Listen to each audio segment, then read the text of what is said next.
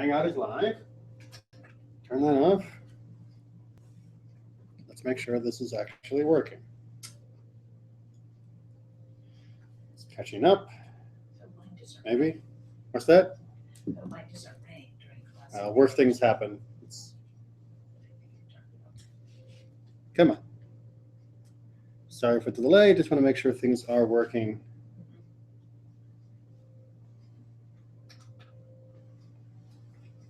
That looks like it's working. That's not giving me any indication.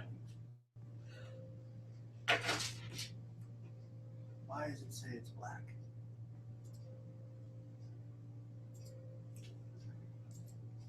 Crazy, crazy thing. You know, technology.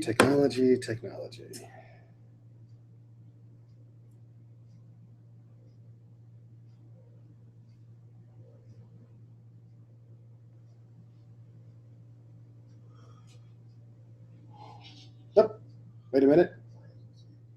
Oh, it's working. Okay. All right. You know what? It says it's working. We're just going to go.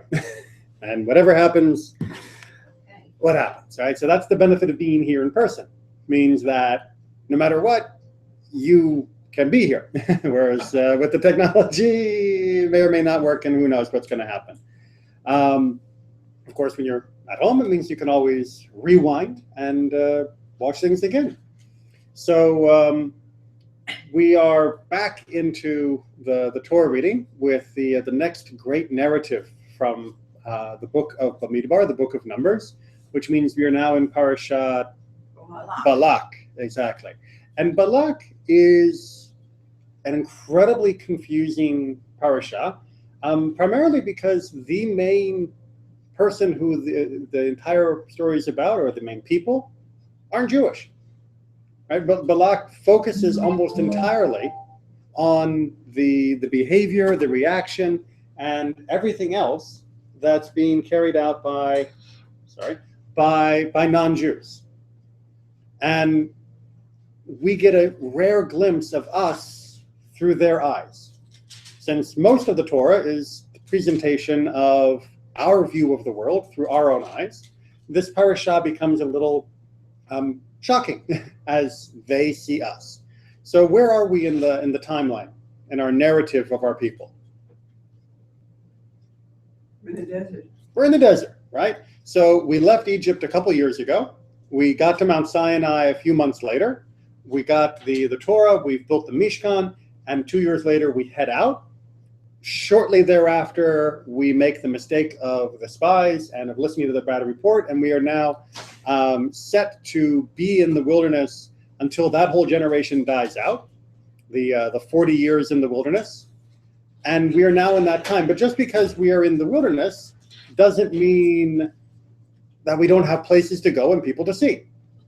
And so Bamidbar details our journeys during this period. And much of our journeys are, I'm trying to see, we have a little bit of a map that doesn't show enough. Much of our journeys are, let's just do a little bit, best version of the map, right? So this is Israel, right? We're okay with that. And over here is Egypt. This is the Sinai Peninsula, right? Sea of Galilee, Dead Sea. I'm not a cartographer. I don't pretend to be one. So we've left. We get to Mount Sinai, not drawn to scale. We're not 100% sure where Mount Sinai is, although we have good guesses. And now we are heading, and eventually we're going to get to about here, to cross over, and we do the whole Jericho thing, right? We're okay with that historical line, right? The path. Well, there are people who live in these places. And so much of this whole story is our encounters with these other people. We've already encountered a few in previous parshiot. Mostly has ended badly. That is to say, with lots of stabbing and dying. And now we are coming up against another group, and we're going to see their reaction. We're going to see us through their eyes and how it plays out, and we'll have to decide whether or not their vision of us is right, wrong, is our vision of them right, wrong, and we'll take it from there. Sound good? Okay, page 894. We are on chapter 22 of the book of Numbers. Parashat Balak, and I need a volunteer reader. Thank you. Balak, son of Zippor, saw all that Israel had done to the Amorites. Moab was alarmed because that people was so numerous. Moab dreaded the Israelites, and Moab said to the elders of Midian, "Now this horde will lick clean all that is about us as an ox licks up the grass of the field." All right, so Balak is the king of Moab, and he is speaking to the Midianites, who are another neighboring nation. And what's the problem? Why are they afraid? Too many Israelites. Too many Israelites. You know, we're numerous, and we're heading through their territory. Is that a problem? What has Israel's MO been prior to this? What does Israel do when it comes to the territory of another nation? Ask permission. They try to negotiate, right? They say, we need to pass through because we're trying to get here to go there. So please allow us to pass peacefully. We will pay for any food that we eat. We will pay for any water that our animals drink. We're just passing through, and we would like permission. And we've had two different styles of responses so far. We have had some that come out and say no, and we go around. And we've had some that came out and say, ah, and attack us, in which case we have defeated them. But apparently our victories and even our negotiations are not being well perceived by people further down the line of our march, because they see us coming and they're not convinced this is a good thing. Okay? Welcome. All right. So Balak is saying they will lick the land clean. Right? The emphasis in his mind seems to be on the economic destruction of the people. He's not worried, you may notice, at least I hope you notice, he's not worried that they are going to destroy Moab or they are going to destroy Midian. He is worried that they will, I guess you could say, bankrupt them, that the people will move through like locusts or like an ox and lick the nation clean.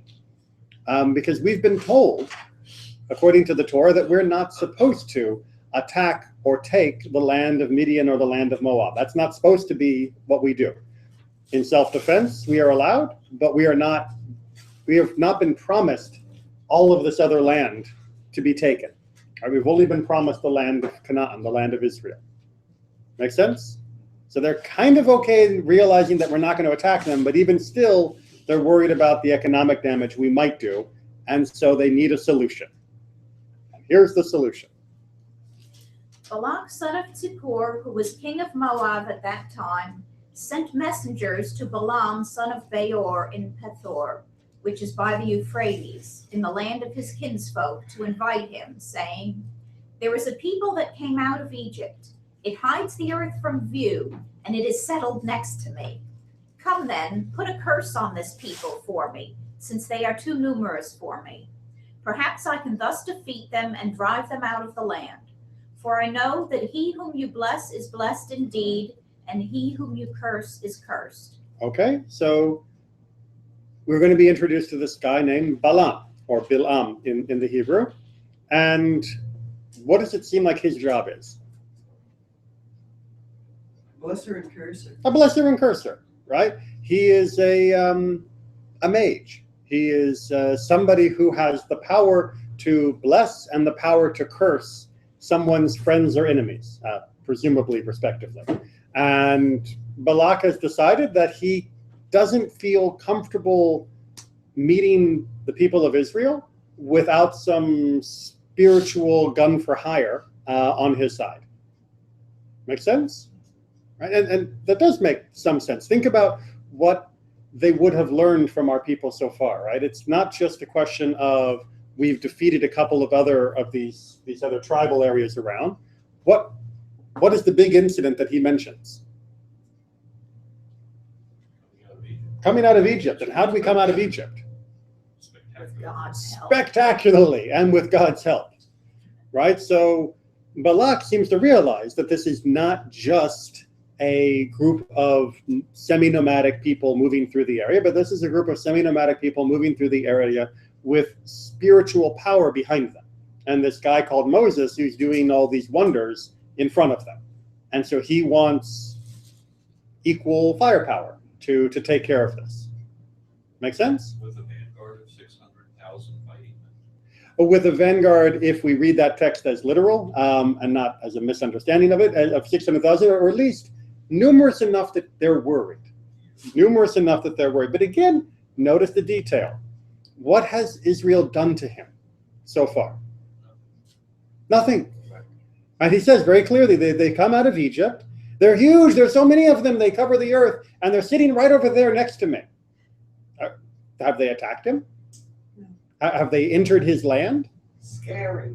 It's scary, right? There's a big man standing over there. It's like the old joke of two Jewish guys, walking down the street, and they say two other guys, non-Jews, on the other side of the street, and they say, Shlomo, we better get out of here. And there are two of them, and we're alone. It's like, whoa, what? They haven't done anything. Why are you afraid? But apparently he is afraid. And so he wants the spiritual gunslinger to come to his aid. All right, onward. The elders of Moab and the elders of Midian, versed in divination, set out. They came to Balaam and gave him Balak's message. He said to them, "Spend the night here, and I shall reply to you as the Lord may instruct me." So the Moabite dignitaries stayed with Balaam. All right, so Moab and Midian send their representatives, and they apparently send people who have some spiritual training as well. That's why they've got their divination tools with them, in order to check out this guy and see whether he's the real deal. And he says, I'll get back to you in the morning. Let me consult the signs. God came to Balaam and said, "What do these people want of you?" Balaam said to God, "Balak, son of Zippor, king of Moab, sent me this message. Here is a people that came out of Egypt and hides the earth from view. Come now and curse them for me. Perhaps I can engage them in battle and drive them off." But God said to Balaam, "Do not go with them. You must not curse that people, for they are blessed." All right. Anything more to say here? Anything surprising? Any questions? What's God doing talking to this guy? No one finds that surprising? Right? I mean, this is the black hat gunslinger, and God is talking to him. He's got all of the trappings of being the magus of the East, in the land of the Euphrates and all of this. And it turns out he's legit. But maybe he hasn't done anything wrong yet. Maybe he hasn't done anything wrong yet. But are we still surprised then that God is connecting to this non-Jew? Maybe not. Maybe we shouldn't be. He's a universal God. He is the God of heaven and earth. He is the God of the entire world. So why shouldn't God be talking to this guy? Didn't he connect with Ruth? We don't actually have a conversation or a vision between God and Ruth. We do have Ruth very clearly connecting to God. Right. And we do have God blessing Ruth. Right. But in terms of the conversation, Yeah, they don't talk. we don't really see that. Yeah. But we see it here very, very clearly. Yeah. And it's maybe a little surprising. Maybe. Rabbi, but what about the perspective that by God having this conversation, he may be looking to avoid bloodshed in terms of him not having to then intervene on the behalf of the Jews, or even if they were able to just handle it themselves, that there would be a level of carnage. Absolutely. If we can avoid a confrontation, if God can send a message through Balaam, and Balaam can give the message to Balak and the rest of Moab and Midian, don't mess with them, then they won't mess with them. At least that may be the hope. And if there's no messing, then there's no mess, no murder and trouble. So indeed, this could be a great way to stop everything now before it gets out of hand. Unfortunately, it doesn't work out that way. Keep going. Balaam arose in the morning and said to Balak's dignitaries, "Go back to your own country, for the Lord will not let me go with you." The Moabite dignitaries left, and they came to Balak and said, "Balaam refused to come with us." All right, now we have to estimate that we're looking at a couple weeks journey here, both directions. So Balak sent these guys out, takes a couple weeks to get there, they get a no.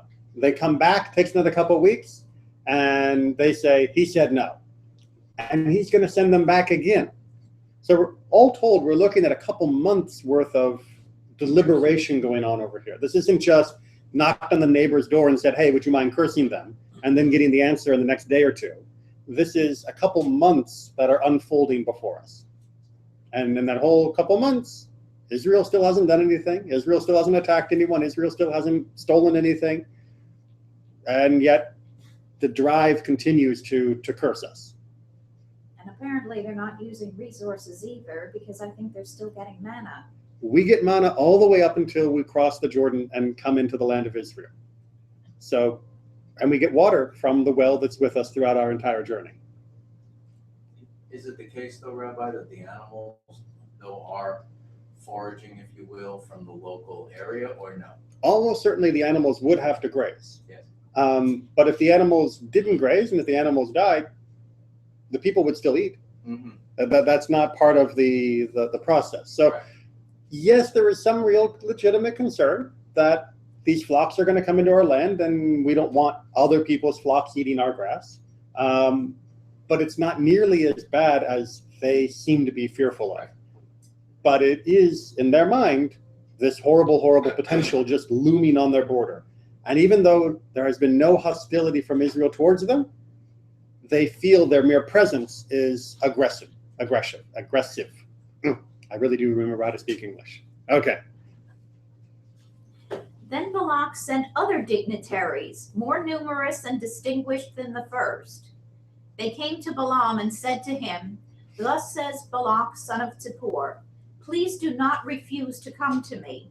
I will reward you richly, and I will do anything you ask of me. Only come and damn this people for me." Balaam replied to Balak's officials, "Though Balak were to give me his house full of silver and gold, I could not do anything, big or little, contrary to the command of the Lord my God. So you too, stay here overnight and let me find out what else the Lord may say to me." That night God came to Balaam and said to him, "If these men have come to invite you, you may go with them, but whatever I command you, that you shall do." All right. So what's the result this time? Balaam agrees to come conditionally. Balaam agrees to come conditionally because God gave permission? Does that mean God changed his mind? Not permission so much as, okay, do what you gotta do. Do what you want to You do. already asked me, I told you what to do, now you're asking me again, so. Yeah. You don't want to listen. But God gets fed up with the teenager of Balaam. Kind of, Just sort of. fine, do whatever you want. Kind of, sort of. Yeah. Kind of, sort of. I think, well, there's a message. I mean, he had the chance to make the right moral choice. Bilam. Which was to listen to the first no. The first time. And he didn't choose to do that. So, the vendor says that God gives you, helps you no matter which way you want to go. We're going to come back to that. Yeah. But it's partly he says, "Go if you want to go," but also God says to Balaam, "Remember, you can't do anything if I don't let you do it." If you want to go with them, fine, but it's not like you're going to be able to do what the guy's asking you to do. Yeah. Right? You're He not wants you gonna to be able curse. them. And you can't curse, but if you want to have a road trip, you can still go. Just, you're not going to be able to do anything when you get to the end. It seems to be what God is saying here. And yet, and we're only going to do the next couple sentences. When he arose in the morning, Balaam saddled his ass and departed with the Moabite dignitaries.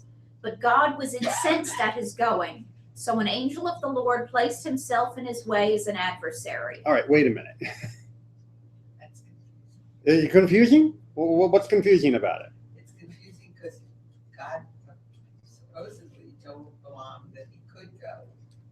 God said you can go. And then he's annoyed, or forward since, because he is going. And now he's furious that he has gone. But you said I could go. Right. I mean, but you're mad that I went?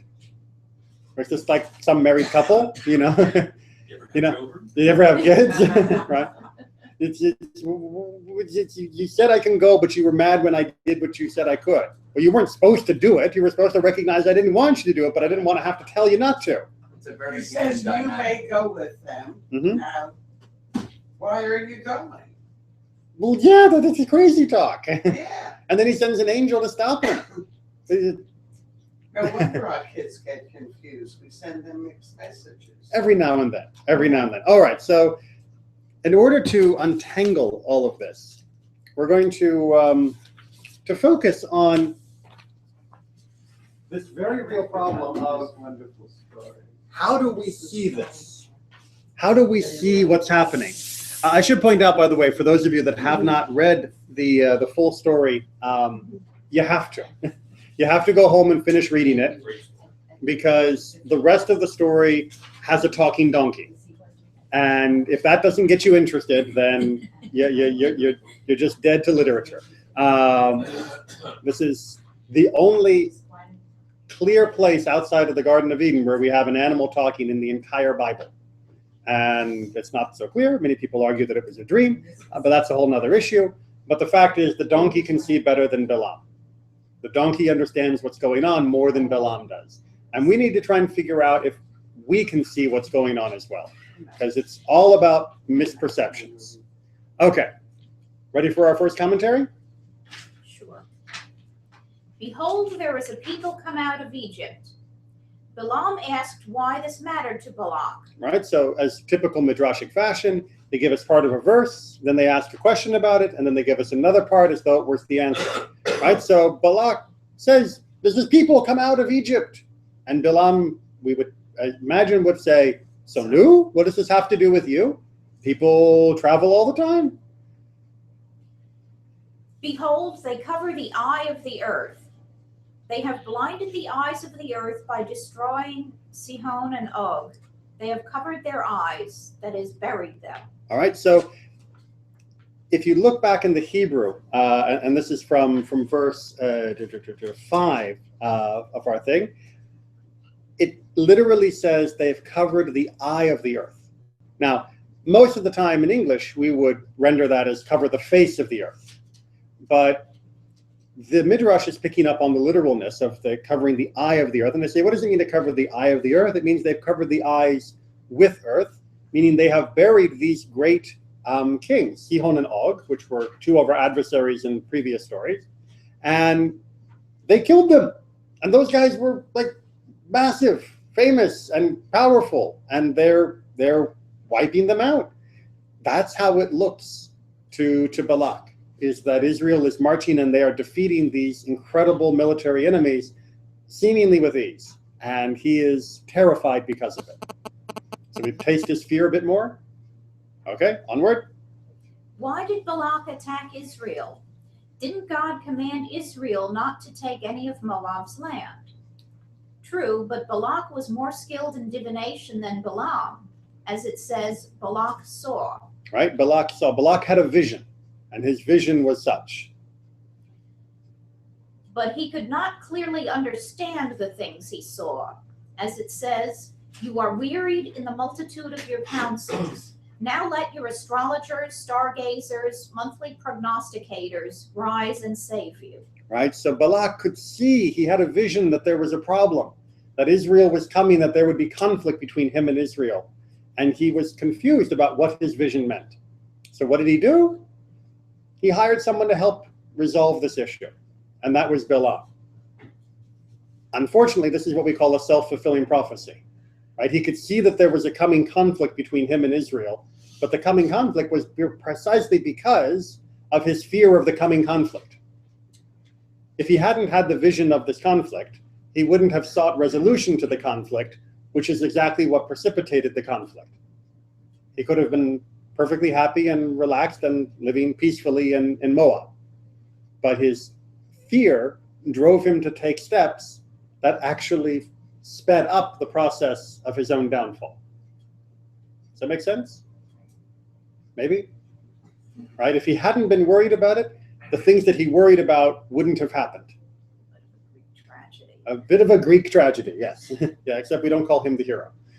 Okay, and he goes to this guy Balaam. However, Balak was blind in one eye, as it is said, whose eye is open. right later on in Numbers 24, they talk about Balaam, whose eye is open, and the fact that the eye is written in the singular there, the Midrash picks up and says, therefore he must have only had one eye. Otherwise, you would have said, whose eyes are open. So eyes open, only one eye, which means Balaam is not such a great seer in every sense of the word.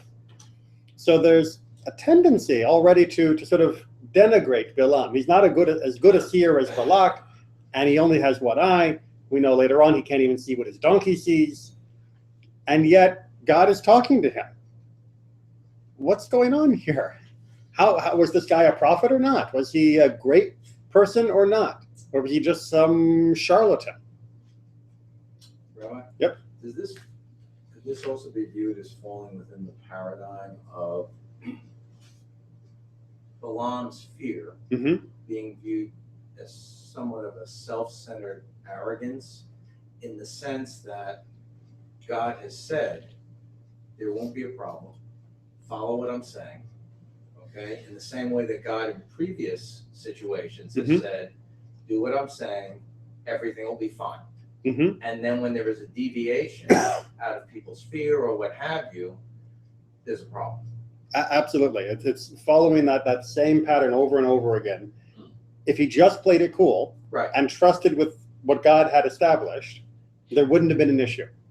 But because he didn't trust, and he felt that he had to take his own steps to fix the situation, which wasn't broken, he broke it. Yes. Definitely have that pattern being repeated over and over again in many parts of the Bible. All right, so. When God said to Balaam, who are these men with you? The villain thought, God does not know them. There are times then when God does not know what is going on, so I shall do with his children as I please. All right, so you didn't read that with the sufficient, cackling, maniacal, evil, hand-wringing tone of voice, right? So think about it. When God asks him, who are these people with you? But God, you don't know? Wait, you don't know. You don't know. Yes, there are some times when God doesn't know things. That means I can get away with stuff, right? That's how the Midrash is reading Balaam. That Balaam's response to God is a thinly veiled cackle of, God didn't know, so I had to answer. So what should Balaam have answered when God asked him, who are these people? They're my people? Maybe. Remember, the people we're talking about are the dignitaries from Moab and Midian. Right.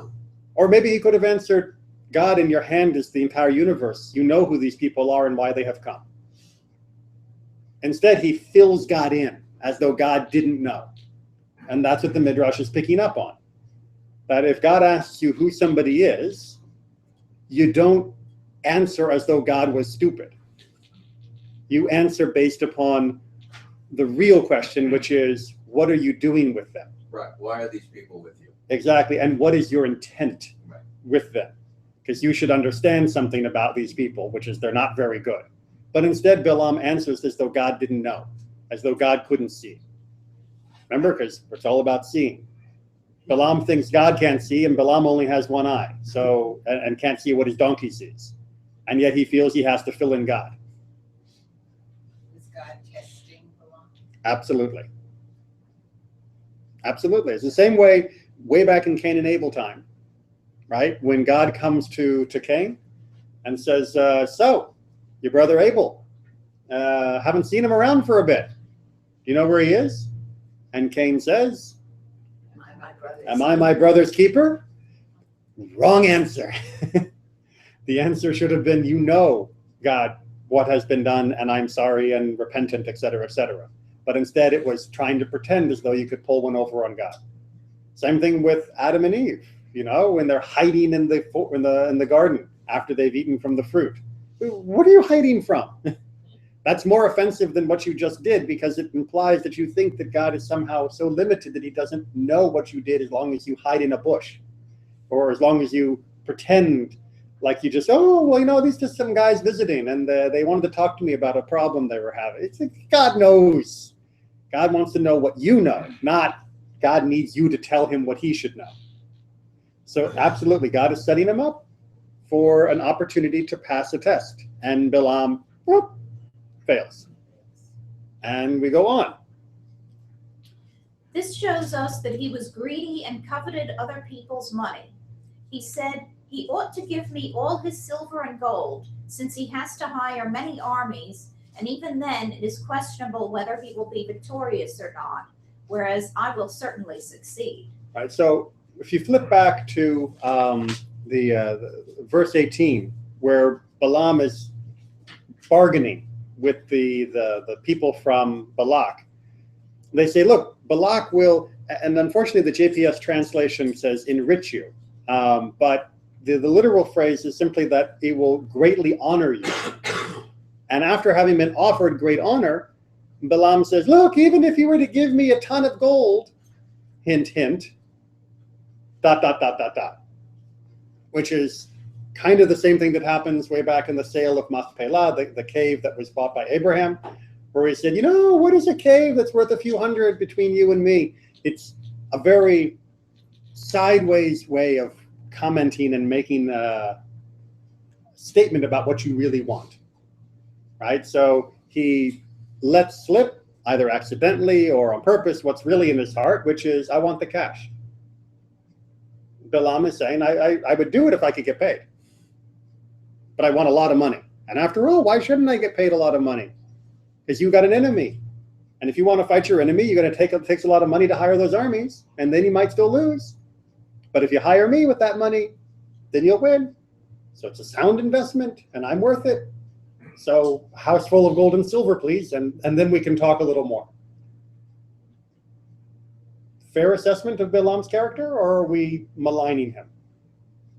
Are we reading too much into his casual reference of a ton of money as being him, making him greedy? Or is that a reasonable description of his character? Because after all, he brought it up. But he's not asking for a couple of cows. I mean, he's asking for hard currency, which seems... But did he ask for it? He didn't say, give it to me. He just said, if you gave it to me, I still would have to do it a certain way. Is that asking? Is that not asking? Is that being deliberately vague? But doesn't it also then take us, again, it being a very human dynamic, this kind of communication, doesn't it also then take us back to God saying, if you want to go, you can go? And now we're getting a similar kind of, I just happen to be bringing it up, I don't really mean it. Yeah, it just happened to mention a ton of cash. Right. Not that anyone else did. Right. But we have this parallel story about a ton of cash that comes from Pirkei Avot. So let's see how well we judge our rabbi friend. Rabbi Yossi ben Kisma said, once I was walking by the way when a man met me and greeted me, and I greeted him. He said to me, Rabbi, where are you from? I said to him, I am from a great city of sages and scribes. He said to me, Rabbi, would you consider living with us in our place? I would give you 1,000 denarii of gold and precious stones and pearls. Good deal, right? The rabbi currently living in a place full of Torah and learning, but for a ton of cash, this guy is inviting him to come live with him and his family, or him and his community, which apparently is not so abundant in Torah scholars. They're trying to hire someone. They need him there. They need him, right? All they got is cash. They need him.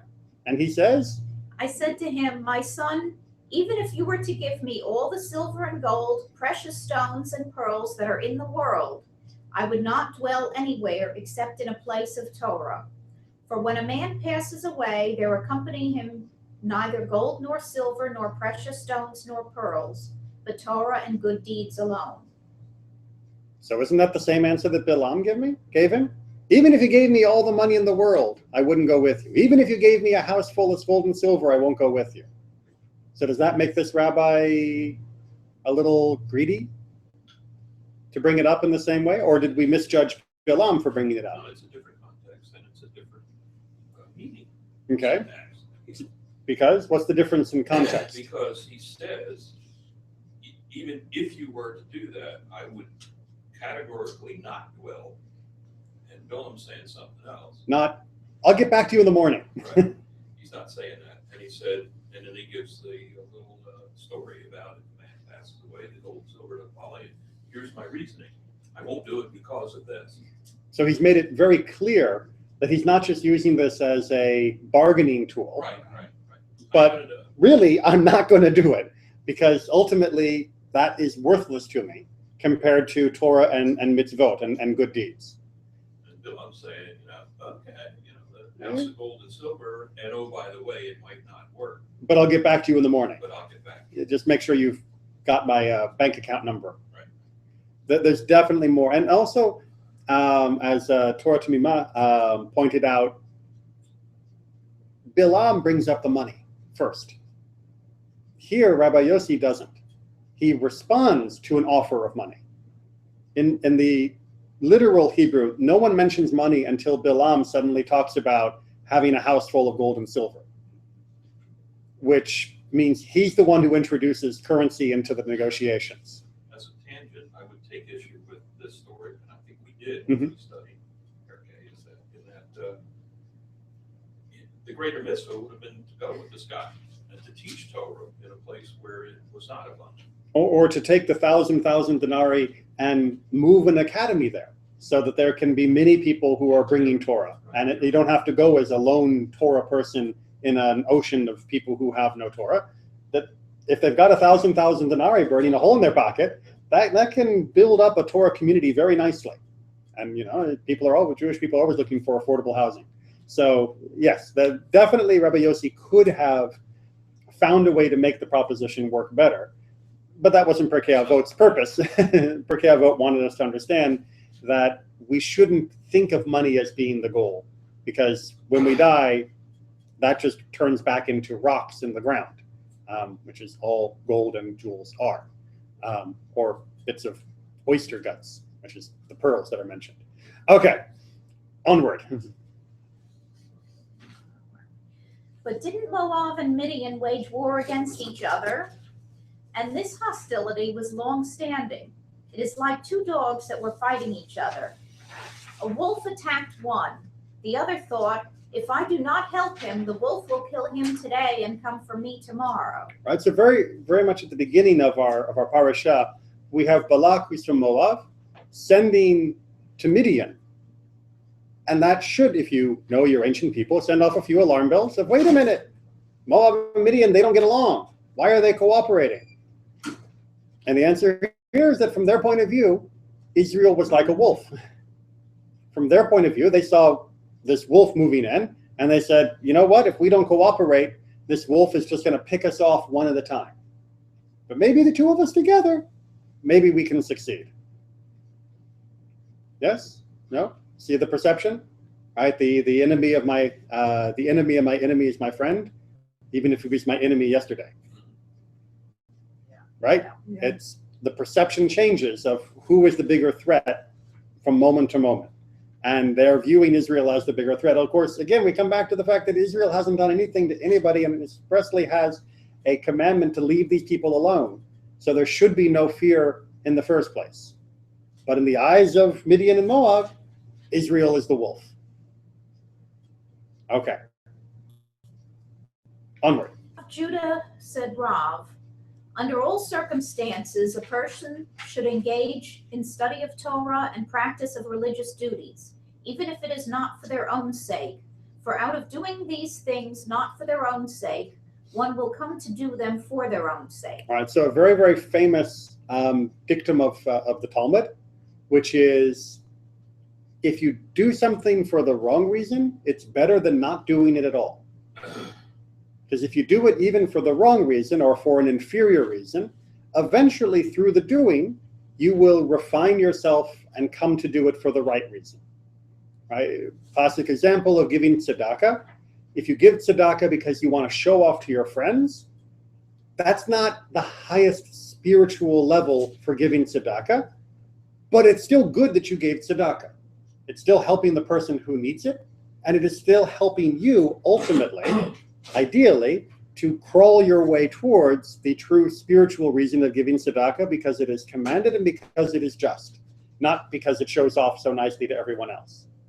So doing something for an inferior reason is better than not doing it at all, because ultimately you might end up doing it for the right reason. That's the dictum, but the example that's given is often not quoted in the little parable books. And so here's the example of what doing something for the wrong reason can lead to. For as a reward for the 42 offerings that Balak offered, he had the merit that Ruth should come forth from him. Said Rav Yossi Bar Huna, Ruth was the daughter of Eglon, grandson of Balak, king of Moab. All right, so the 42 offerings, again, you have to read through the rest of the parasha, which hopefully you already have done by this point in the week, but if you haven't, read through it. You'll see that as Balak is desperately trying to get Bilam to successfully curse Israel, they are going around the camp and looking over the hill and this way and that way, and they are making massive sacrifices each time he tries to get Bilam to curse them. And of course, every time Bilam opens his mouth, he ends up blessing us. But all of those sacrifices were sacrifices to God. So even though he was doing the sacrifice for the purpose of trying to convince God to curse Israel, even though he was doing sacrifices for the wrong reason, he still got points. They weren't good points. It wasn't great, and it wasn't going to convince God to go ahead and curse us. But it should be recognized at least he was making a sacrifice. And for that, he earned a reward. And what was his reward? Ruth. That his great-granddaughter would eventually become part of the Jewish people. And his great-granddaughter would eventually become the matriarch that would lead to King David. And by extension, leads to the Messiah.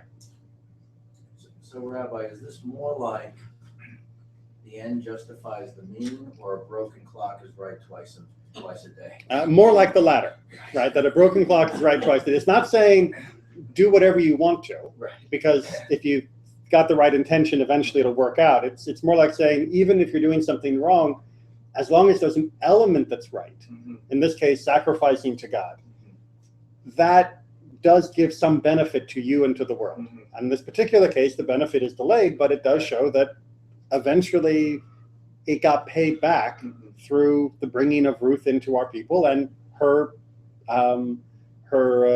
motherhood that leads to David and then ultimately to Messiah, to redemption. So even Balak had a kernel of good in him. Even this guy who was fearful and angry and antagonistic towards us, there was some good in him that eventually grows to be Ruth. Took a few generations, but some of it was there. And you can imagine if Ruth was the great granddaughter of Balak, imagine growing up with the stories about your great granddad. You know, he used to be king, and there was this guy called Bilam, and these people of Israel, and she ends up marrying into our people, and she ends up becoming part of our people and following our God. Rather than nursing the resentment, rather than holding on to the family history of hatred of Israel, she eventually embraces it. She sees it from a different perspective. She doesn't look across the Jordan River and see Israel as a threat. She sees it as a blessing and a place where she will go and find sanctuary and love. Right? Because she looks at it very differently than her great-granddad did. All right. Bamidbar Rabbah states that the verse in Deuteronomy 32, verse 4, the rock, his work is perfect, for all his ways are justice, tells us that God has granted equal opportunities to the non-Jews. Right? God is fair, as the principle that's being decided here, which means that just as God has blessed us, God must have also blessed the non-Jews, because otherwise it wouldn't be fair. Right? If God gave us all these wonderful gifts but didn't give anything to the non-Jews, that wouldn't be very nice. So let's see the list. If Israel possessed outstanding kings, so did the nations of the world. King Solomon's grandeur had been matched by Nebuchadnezzar, king of Babylon. Yet, whereas Solomon used his position to build a temple for the Lord, composed prayers, Nebuchadnezzar cursed God and declared war against him. David used the wealth granted him to fund the building of the temple. Haman used his wealth to obtain permission to wipe out the Jewish nation. But seeing how the parallels are working here, it's not that God never raised up great kings among the non-Jews. It's just when they were raised up, look what they did with their greatness. Keep going. Since the Jewish people had been given the prophet Moses, God had assigned Balaam to the nations of the world. All right, so we're going back to our original question of what's God doing talking to this guy? Well, why wouldn't God also want to reach the other nations of the world? And so they're using Balaam as a stand-in for that prophetic revelation to the other nations.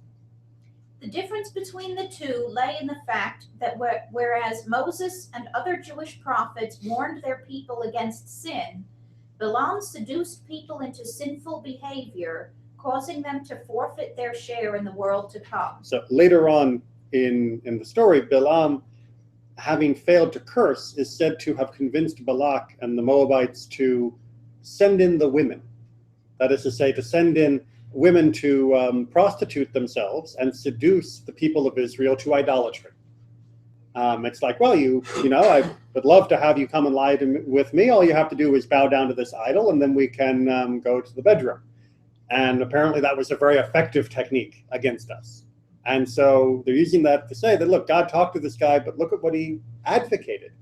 He didn't advocate people to be righteous and good. He advocated that people find ways around what God wanted and to break the rules. Just like he was trying to find ways around when God said, don't go, he asked the second time, as though God's going to change his mind. God's already made it clear you shouldn't go. You're going to ask again, and you're going to mention the cash, and you're going to say, well, you know, we'll see what will happen. No, it's not about finding loopholes to God's will. It's about trying to fulfill it as best as you can. And Balaam seems to miss that particular part. But God says, go and just say what I tell you. And we're going to come right back to that, because that still seems to be a bit of a sticker, which is, but God did give him permission the second time. Yes. The first time he said don't go, but the second time it seems that God did say go. He says, go and I'll tell you what to do. And we're coming back to that. Yeah. Onward. Jewish people exhibited compassion not only for their own people, but also for other nations. Balaam, on the other hand, was bent on the destruction of an entire nation that had not committed an offense. I mean, such a difference. We offer sacrifices on behalf of other nations. We recognize other nations have a connection to God. We wish for the benefit of all nations. And this guy who is given the status of being parallel to Moses, what does he try to use his connection to God to do? For personal gain and the destruction of an innocent nation that hadn't harmed anybody, that hadn't attacked them first. I mean, really? That's what you do with your connection to God, is see how you can use it to defeat people that aren't even enemies just so you can get rich? But in keeping with his supposed stature, he should have categorically refused to involve his prophetic powers in such an undertaking. All right, Malka, so the commentator is saying, after God said no the first time, asking the second time, when the people showed up and saying, let me talk to God again, that is already off limits. You don't ask a second. This is something that we tell our kids, right? I told you. Exactly.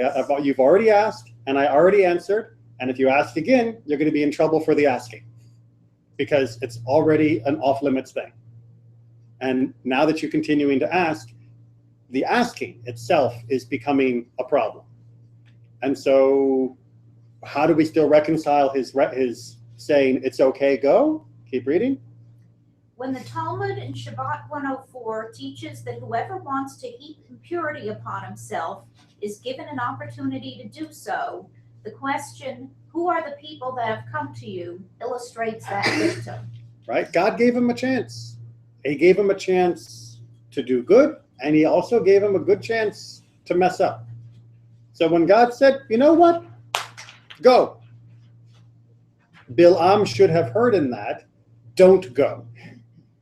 The same way that anyone here who is a parent or who has had a parent, say to them, you know what? If you want to stay up, sure. If you think that's a good idea, yeah, go ahead.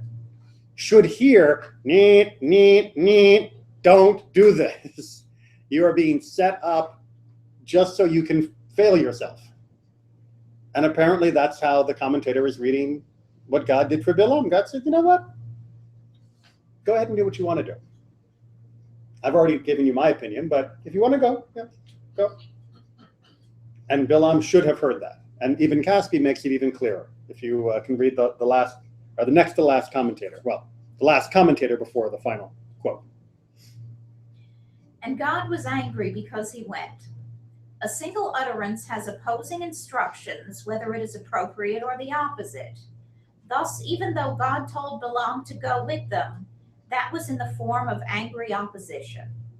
Right? So this is about the difficulty of hearing intonation in the Hebrew. Right? So rather than reading, if these men have come to invite you, you may go with them. But whatever I command you, that you shall do. You should read, yeah, these guys have come to a gum with you? You want to go with them? Fine. Go with them. But you're going to do what I say. Yeah. And then that's giving him a chance. And when he turns to go, it's like, what are you doing going? You couldn't hear that I was angry? Just because I said go with them, you have to hear it in the sentence. You have to hear it in the conversation. You have to hear it in the relationship. You can't just take that sentence, which was said sarcastically, and go. And have you ever seen, and this is going to sound a little odd in the Torah study, a movie called My Cousin Vinny? Yes. Yeah. There's a great line where these two guys are being accused of murdering somebody in a robbery. And during the interrogation, they say to the one, and then you killed the clerk. And the guy goes, I killed the clerk? I killed the clerk? They cut to the court scene. And they say, they ask the reporter, the interrogator, could you read back your notes of what he said when you asked him if he had killed the clerk? He said, I killed the clerk. I killed the clerk. Same words, slightly different inflection. And that's what even Caspi is trying to say here, is that yes, it says go. But the fact that God is angry implies that when God said go, it wasn't permission in the sense that he was saying this is permitted. It was permission in the sense that you have the right to make your own choice. But if you choose wrong, I still have the right to be angry with you.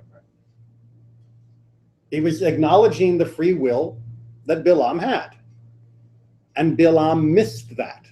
And he missed it because he wanted to miss it.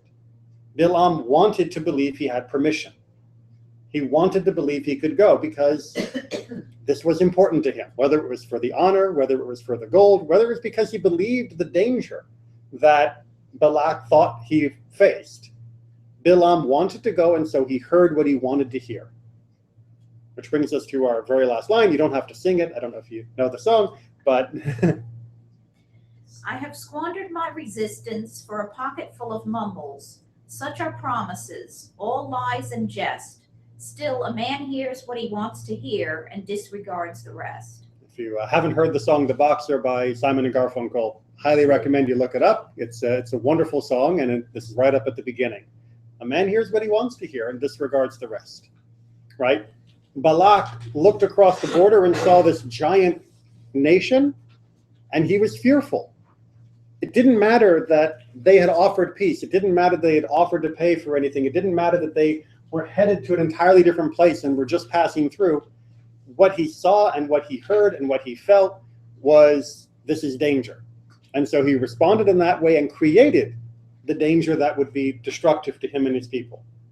Bilam wanted the money, the honor, the prestige. And it didn't matter that God was giving him very clear signals not to go. He wanted to go, which is why he remained with his eyes shut, even when his donkey could see the angel trying to slow him down.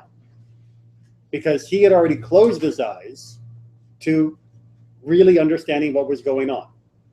That's why many commentators read the story of the donkey as being the dream that Bilam had, where he's going, but doesn't recognize that there is an adversary trying to push him back. That this mixed message, as it were, is not so mixed if you open your eyes, right? You think you can go because you're looking for the signs that confirm what you already want. Right? It's what we call the echo chamber. It's what we call confirmation bias. It's all sorts of wonderful things in the modern world that we describe it. And it's been happening since humans were human. We want what we want, and we will seek and read the world in any way that justifies what we already want. Changing that internal attitude and recognizing that just because I want it doesn't make it right, but I have to decide what is right. I have to find what's right. I have to learn what's right, discuss what's right, study and uncover what's right, and then adjust my wants to match what's right. That's called faith. And that's hard. And it's really hard as well because it's very tempting once you become enmeshed in the language of faith to try to use God to justify your wants as well. To then say, well, God wants me to have this. God wants me to do this. I mean, really what you're saying is, I want to, and I'm just going to add the word God in front of that sentence instead.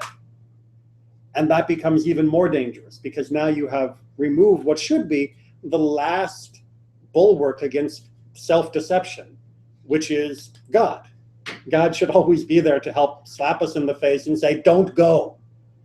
But like Bilam, we can convince ourselves that God wanted me to go, and then we're somehow surprised when God is angry.